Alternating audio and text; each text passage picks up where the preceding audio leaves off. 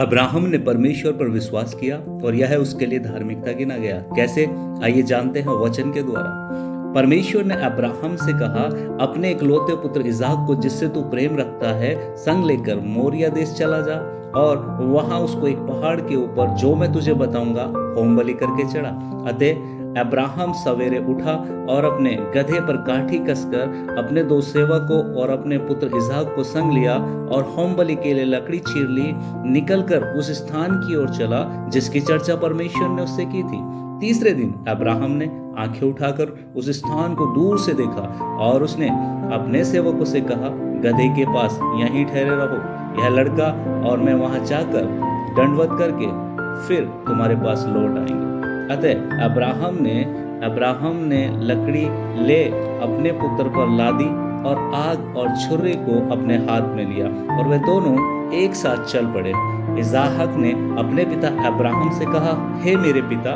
उसने कहा, हे मेरे पुत्र, क्या बात है? उसने कहा, देख, आग और लकड़ी तो है, पर होम बलि के लिए भेड़ कहाँ है? अब्राहम ने कहा, हे मेरे पुत्र, परमेश्वर होम बलि की भेड़ का उपाय आप ही करेगा।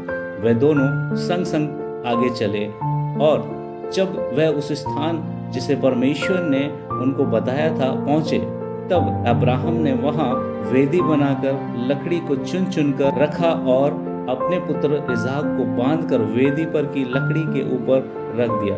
फिर अब्राहम ने हाथ बढ़ाकर छुरी को लिया कि अपने पुत्र को बलि करे।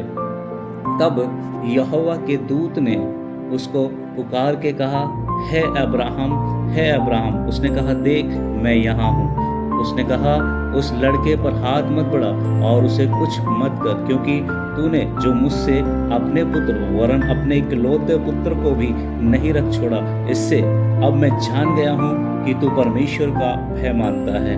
तब अब्राहम ने आंखें उठाई और क्या देखा कि उसके पीछे एक मेंढा अपने सींगों से झाड़ी में फंसा हुआ है। अतः अब्राहम ने जाके उस मेंढे को लिया और अपने पुत्र के स्थान पर उसे होम बलि करके चढ़ाया। अतः इससे हम ये जानते हैं कि अब्राहम ने परमेश्वर पर विश्वास किया और यही कारण है कि वह उसके लिए धार्मिकता गिना गया।